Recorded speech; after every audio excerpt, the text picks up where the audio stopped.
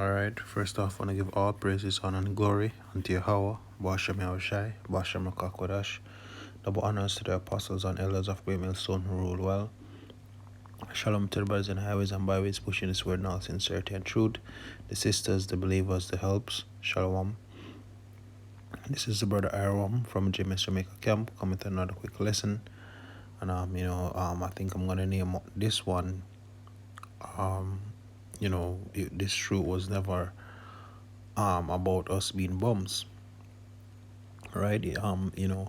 Even me, when I just came in the truth, there were certain things that I neglected, in the sense of not considering day to day, not considering to get certain things done. A while back, the brothers were doing a few videos about hustling and ensuring that you have money in your pocket, because at the end of the day, you're gonna need to pay your rent. You're gonna need to buy food.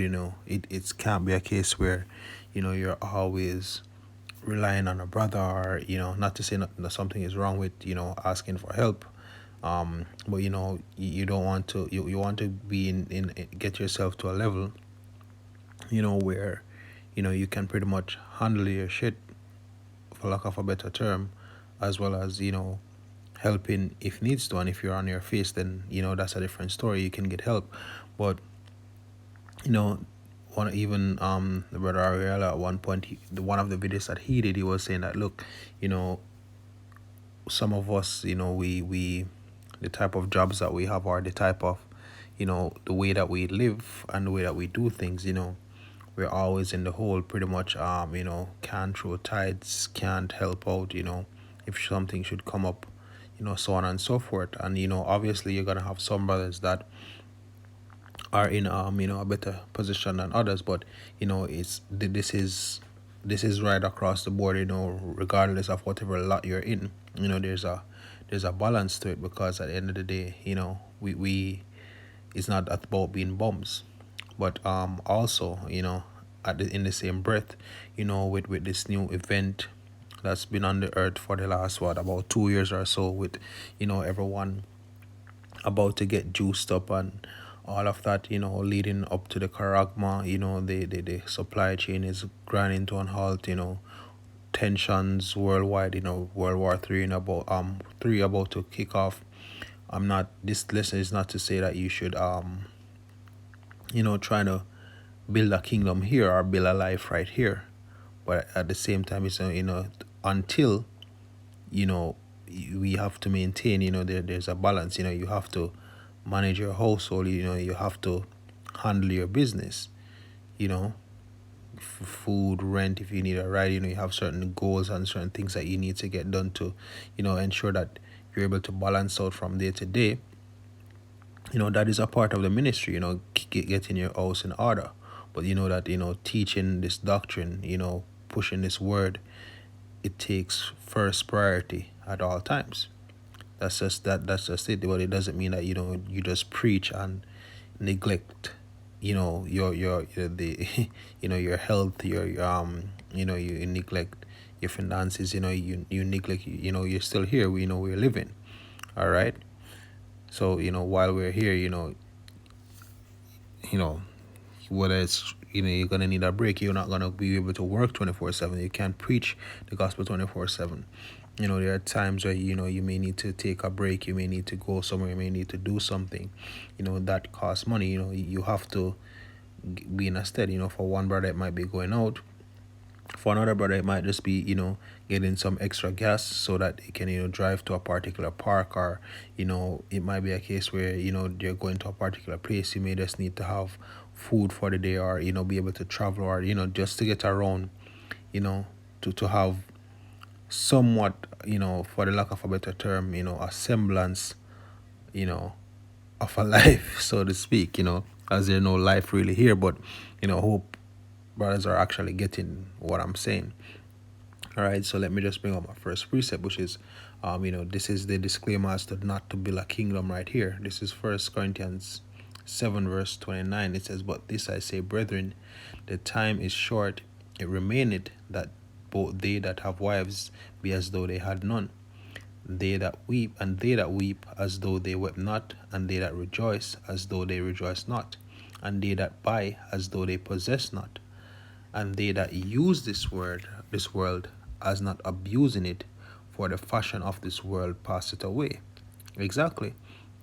So at the end of the day, whatever you have, whatever you gain, that's the part that I'm really focusing on. The part that says they that buy as though they possess not. Also it's part that says they that rejoice as though they rejoice not, because really, this whole, as the precept said, this world passeth away. The fashion of this world, passeth away. So let's look on the word use. All right. And as you can see here, it says to receive a loan, to borrow. It says to take for one's use, to use, to make use of a thing. I'm just going to get to right here where it says to furnish what is needed. Right. And that's the thing.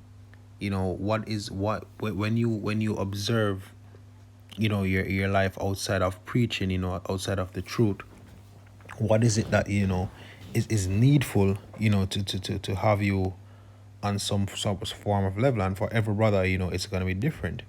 For some brothers it might be a car. For some brother it might be you need getting their own space. For some brothers it might be clothes. For some brothers it might be it may be something regarding health or food, or maybe exercise, or it it might be their household. Maybe it's something for their children, or something for their wife, or something for the family, or whatever the case may be. But there's something that is needful, and the only way that you're gonna have to get it is if you make use of your environment and your resources, to get things done. Because being a man comes with a certain level of responsibility, well, a high level of responsibility. All right. So you're gonna have to put things in its proper perspective. You don't want to be a as the brothers used to say, super duper Israelite. Where you're gonna just sit around and say, hey, the Lord is gonna do this, or the Lord is gonna do that. Not to say that if you have faith, the Lord won't deliver you, but you can't be righteous over much. And you can't use that as an excuse. And in the end, it becomes self-sabotage, or it becomes a thing where you're actually doing more harm to yourself than good. And I can see this because I've been there. I've had that mindset, and I've been in that mindset for some time, until eventually, through the brothers, through various lessons and experience, as you grow in this truth, you get to understand that it's not as simple as I was actually viewing it. So I can definitely say it. There are some things that are just needful to have. It doesn't necessarily mean that you're wicked. Making money doesn't make you wicked. All right, because things need to be done. Now let's look on the so that's the word use. So it says Shlake, it says that furnish what is needed, right? To get what is needed. So it's not about getting rich, but it's also just building up. There you have an issue right now. How am I gonna get this fixed, right? And in most cases, especially in the society, it might be money, right? It says as not abusing, and this is where the problem comes in. It says to use much, or excessively, or ill. To use fully. Because here's the thing: when you using what is needful, or to put what is needed, than to use something that is full, that's two different things. If you need, let's say that there are 2 bottles of water, and you need 1 bottle of water. If you take the 1 bottle that you need, then that is sufficient, right? But if you take the 2 bottles of water, then that's you being, that's you being abusive. That is you being in excess, and that's the thing. If it's a case that you can only afford, I'm going to use a car as an example. Like, say if you within your lot, or with how your situation is set up, you can only offer just a regular ride that can get you from point A to point B. You can't get the latest 2021, or you know without actually putting yourself in a hole. You stay within your lane. you know if it's a case that you can, then fine. Or if it's a case where you decide to work towards it, and have everything balanced while doing all of that, and it's in its proper perspective or within its proper channels, then go ahead. All right. If it's a case that if it's a case like you also use going out, let's say that for you, I gave this example earlier. One brother may be able to maybe go to some fancy restaurant, or maybe to take a trip or something. For another brother, it might just be simple as going to a community amusement, or some, or maybe just as simple as a bar, some simple things like that. So whatever is within your lot. All right. It's not about living lavish or trying to make a life here. Just want to make that completely clear. As it says, use, not abuse. It's not going in excess, because you need a break. The brother Zahab from Mississippi, his channel is Spirit When Judah. He did a beautiful lesson the other day about doing things to destroy yourself. He also mentioned things like how important it is to get a hobby, to take a break, to buy some clothes, some he was going into it and giving a lot of examples. You can actually find that video on his channel. All right. But it's something that I think that brothers should consider, especially younger men, as to not to have the proper balance. Imagine you're getting a job opportunity, that doesn't conflict with the truth, and everything, and it will be able to help you out, and you're gonna be like, what, the Lord is coming. This thing is almost over anyway. So, what's the point of work? I'll just stay here and just watch videos and do videos all day, or whatever the case may be, or I'll just read the whole day, or you know the Lord is coming back, so no need to get a job. The Lord is coming back, no need to do this, no need to do that, and we're actually here living. you know so it's all within balance. All right, so that's the word abuse. So as I said, so use is pretty much getting that which is needed, and abuse is pretty much being in excess. Now, I remember of another precept, which is this precept right here. First Thessalonians 4, and I'll start at verse 9 just to get a little bit of context, but the point is in verses 11 and 12. It says, "But as touching brotherly love, ye need not that I write unto you, for ye yourselves are taught of the Most High to love one another. And indeed ye do it toward all the brethren which are in all Macedonia. But we beseech you, brethren, that ye increase more and more." So pretty much Paul is telling them to increase in brotherly love. Now let's get to the point. It says, "And that ye study to be quiet, and to do your own business, and to work with your own hands, as we command you." All right. That ye may walk honestly toward them that are without, and that ye may have lack of nothing. All right. So focusing on verse 11, the part that says "do your own business," as I'm going to get into, in some aspects, I know, or in some precepts, when the phrase or this Strong's is used, it applies to actually doing what is required, such as preaching this word, pushing this word, and praising Yahweh Hashem Yahshua, pretty much attending to the ministry, right? But in this context and this sense, you can see that it has to do with something personal. So let's start with it says, "And that ye study to be quiet." All right, let's look up that first part. All right. So the word study. All right. It's I'm going to use the second definition. All right. It says to be ambitious, which we know that in Romans time, the word ambition came from going around seeking favor, but not in that negative sense or trying to get pride. But look what he says. It says to strive earnestly, make it one's aim. So you're trying to there's always something that you should. This is saying that we should study to be quiet. So it says basically to strive earnestly or to make it one's aim to be quiet. All right, now let's look on the word quiet. Right, it says keep quiet. Now let's look at B. It says to lead a quiet life, said of those who are not running hither and thither, but stay at home and mind their business. All right.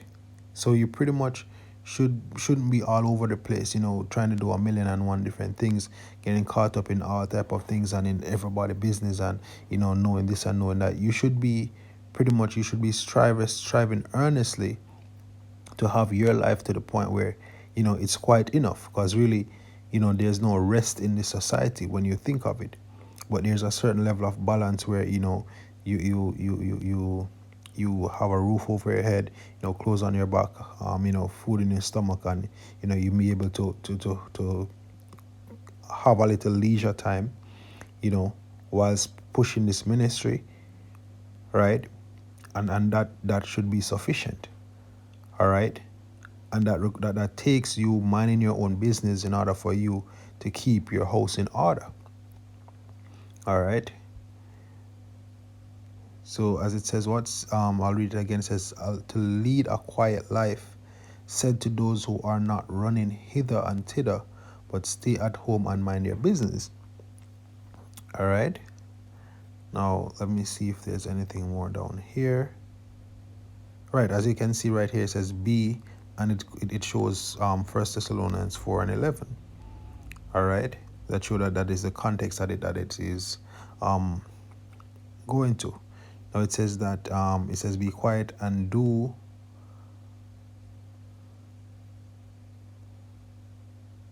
So be quiet and do your own business.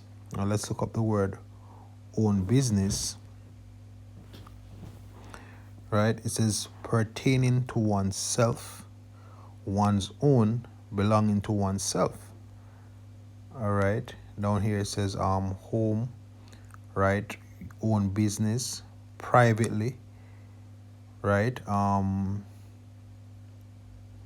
says pertaining to self, i.e. one's own, by implication private or separate.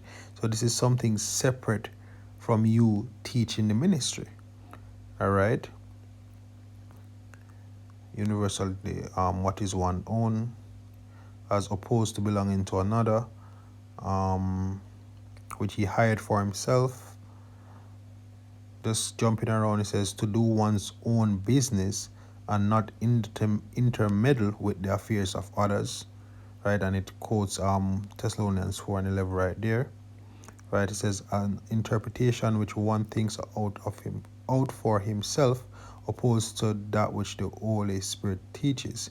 Now, I don't think oppose is a proper word, more like outside of the scripture. That's why I said outside of preaching the ministry.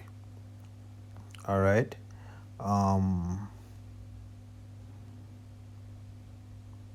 It says those things in which one differs from another, his nature and personal character. So this is from a personal standpoint, right, of what pertains to one's property, family, dwelling, country, right.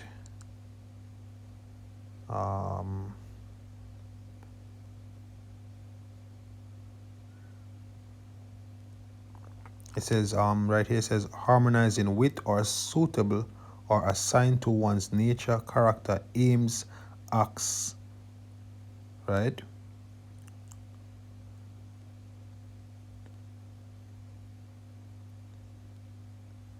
Let me just want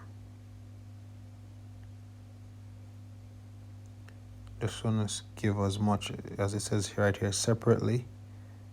apart, in private, privately, right? Pretty much. So it says that that is your own business, right? To work with. And let's look on the word work. To work, labor, do work, trade, to make gains by trading, do business. All right, whether it's you go to work like you're employed, or whether it's a case where you actually have your own business. Regardless, it's to mind your own business. Because guess what?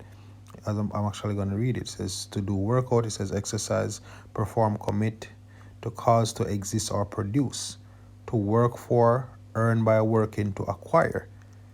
All right, so nothing is wrong with acquiring things. Right down here it says what toil as a task, occupation, etc. It says be engaged in or with. Right. Let me just look real quickly here.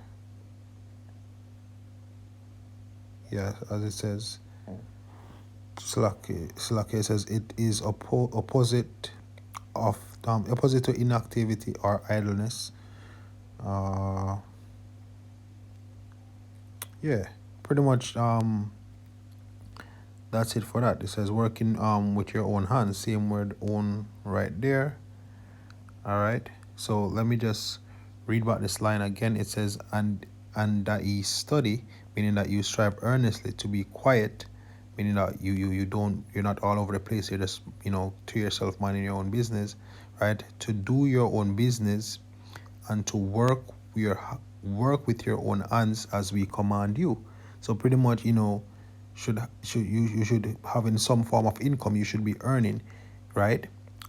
And this is why it says that ye may walk honestly towards them that are without, because in that way you won't be tempted to do anything illegal or anything wrong, in order to earn, or also you can set a good example, and also with that you can also help those that are without. And it says that ye may walk honestly toward them that are without, right?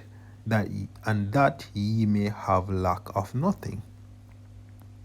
And that is the point, so once you are earning, right, it's not about being bums. There are certain aims and things that what certain the things that you have use for, and you need to use this world, but just not abuse it. Don't be excess. Just find out what is needed and just get it done. you know just work towards it. But in all things, we know that what the teaching of this ministry takes priority. All right. Next precept is next precept is 1 Timothy 6 verse 6. It says, but godliness with contentment is great gain. All right. And let's look on the word contentment. All right. It says a perfect condition of life in which no aid or support is needed. That is why you need to mind your own business. That is why you need to put in the work. That is why you need to strive and cover your aims and get your house in order. Right. So it's getting to a state where, once it's again, the roof over your head, food in your stomach, clothes on your back, a little leisure here and there, so you can, have a quote unquote balanced life. But we know that we'll never get a full rest in this society. But somewhat of a balanced life, right? A perfect condition of life in which no aid or support is needed. And in that case, you can be the one to provide the support, right? It says sufficiency of the necessities of life, a mind content with its lot, contentment. Exactly. So, whatever lot you are and whatever, pleasures you can afford, or whatever, things that you may need, for some brothers, it may be, I'll just here in Jamaica, I'll just use what I'm used to. So maybe your lot is that you can with the type of work and on your earnings, you can afford to build a board shelter, right, or what we call a board house, right? But at the end of the day, it's still a house, while another brother, he may be in the capacity to build one of concrete. But at the end of the day, whatever your lot is, If you don't have your own space, or it can be, yeah, it can even be rent, right? One brother may be able to pay a rent that's get a nice space and all of that, spacious and everything, while another brother, may be able to afford, a lower um income house, but at the end of the day, it's still his own space. He can balance himself out, as the definition here states. Slack, if I'm sounding a bit repetitive, but I just wanna hammer on the home the point that it's not about being bums, but at the same time, it's not about being lavish either. It's about staying within your lot, and gaining, as you can, right? As you can see here, the word sufficiency is right here, right? Uh, right. So let me continue with this precept, right? It says, "But godliness with contentment is great gain, for we brought nothing into this world, and it is certain we can carry nothing out. And having food and raiment, let us be there with content." Right? Exactly. Because we just read in Corinthians that the fashion of this world, are the what's another word for fashion? Should have looked that up. You know, um, Let me just get it real quick. My mind is a bit curious. Slovakia, fashion.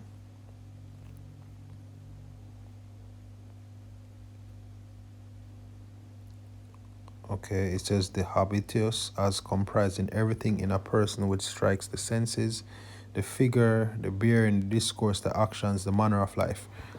So this hell and confusion and corrupted society, confusing and corrupted society that we live in, all of this is about to be changed anyway.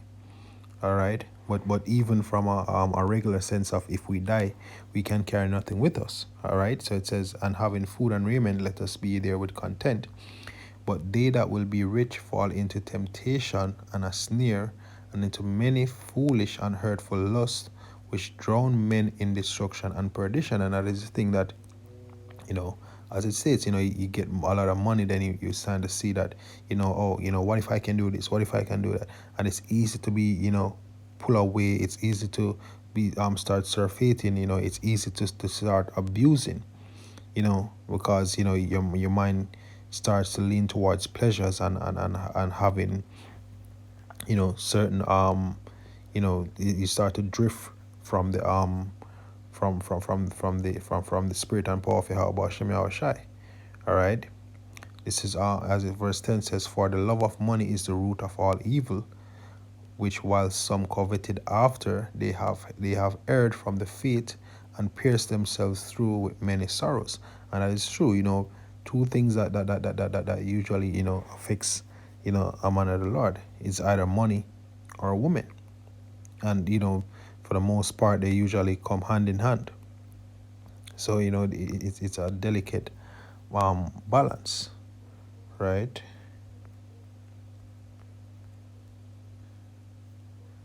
Let me see if I can find that precept.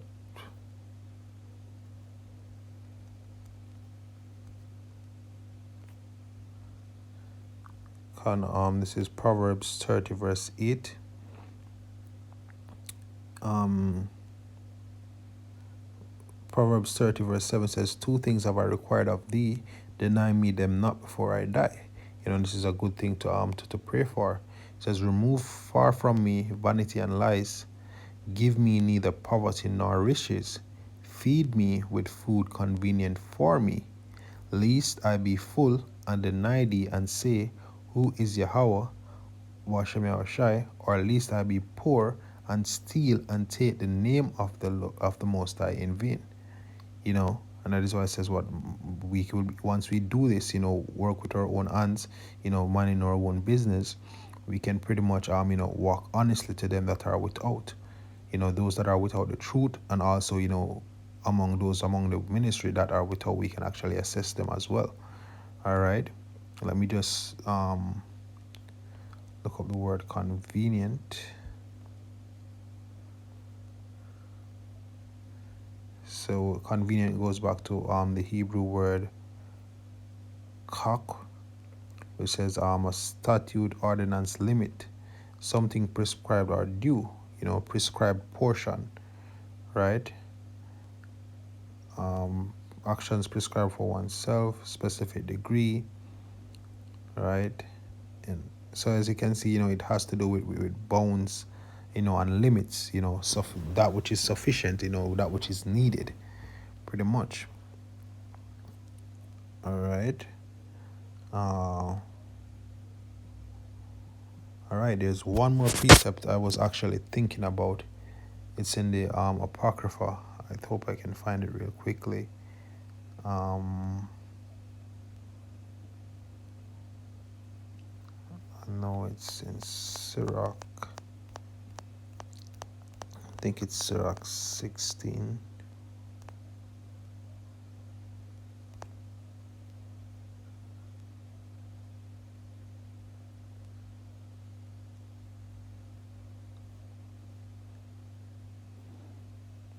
No.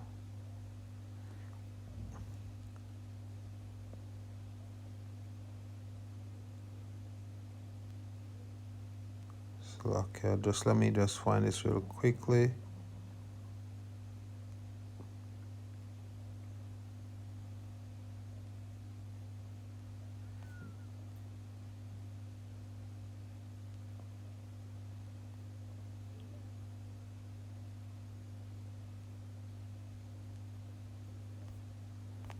Let me check 14. Right, it's 14. All right. Sirach 14, and I'll start at verse 3. Says, riches are not comely for a niggard, and what should an envious man do with money? So it's part of main of it's about money management. How you gain and spend money. All right. It says, he that gathereth by defraud his own soul, he that gathereth by defrauding his own soul gathereth for others, and shall spend his goods righteously.